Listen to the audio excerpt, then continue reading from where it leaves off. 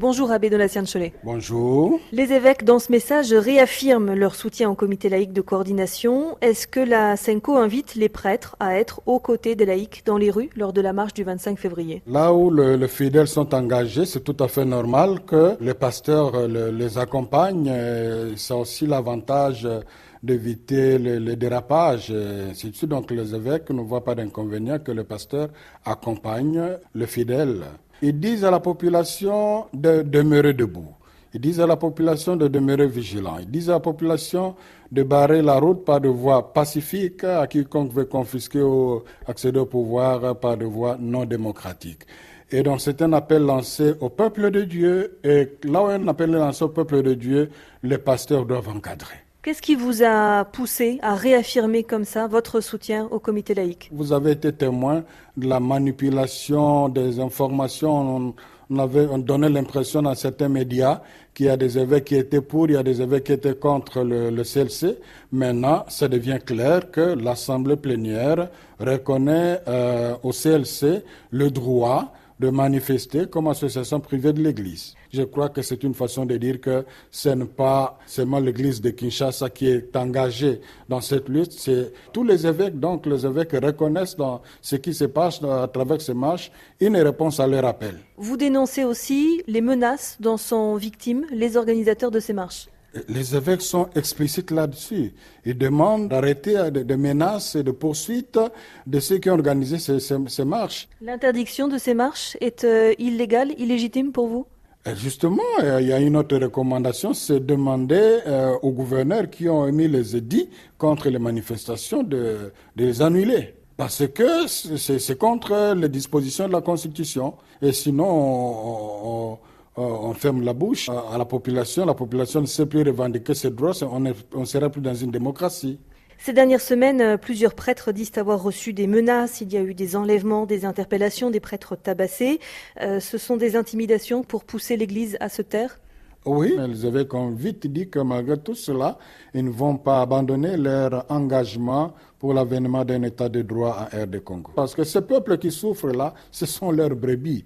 Ils ne sont pas inféodés par une organisation politique, voilà. C'est en tant que pasteur qu'ils s'engagent. Certains, au sein de la majorité présidentielle, vous accusent pourtant d'être manipulés par l'opposition dans une optique insurrectionnelle. Eh bien, ça devient presque classique quand l'Église prend la position. Alors, quand c'est contre les intérêts des uns, on accuse l'Église d'être soit achetée, soit complice avec l'autre.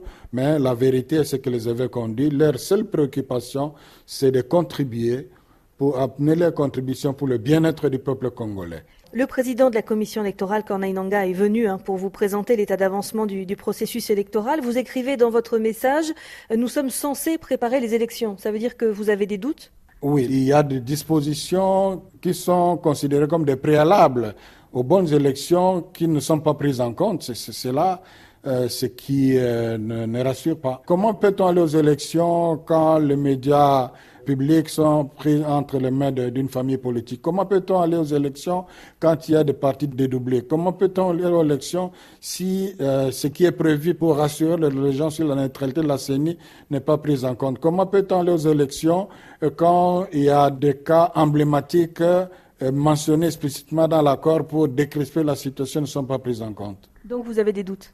Eh bien, c'est là où les évêques sont encore inquiets et ils en appellent à la responsabilité des uns des autres. Comment est-ce que vous analysez la nomination de Fridola Ambongo, un prélat connu pour son franc-parler? Il était en pointe dans les négociations de l'accord de la Saint-Sylvestre. Est-ce que c'est un message de fermeté qu'a adressé le Saint-Siège à Kinshasa? Monseigneur Ambongo n'est pas quelqu'un qui ferait le contraire de ce que fait le cardinal. Dans la mesure où, comme je l'ai dit, c'est d'abord une mission. Un prophète, c'est celui qui sait dénoncer.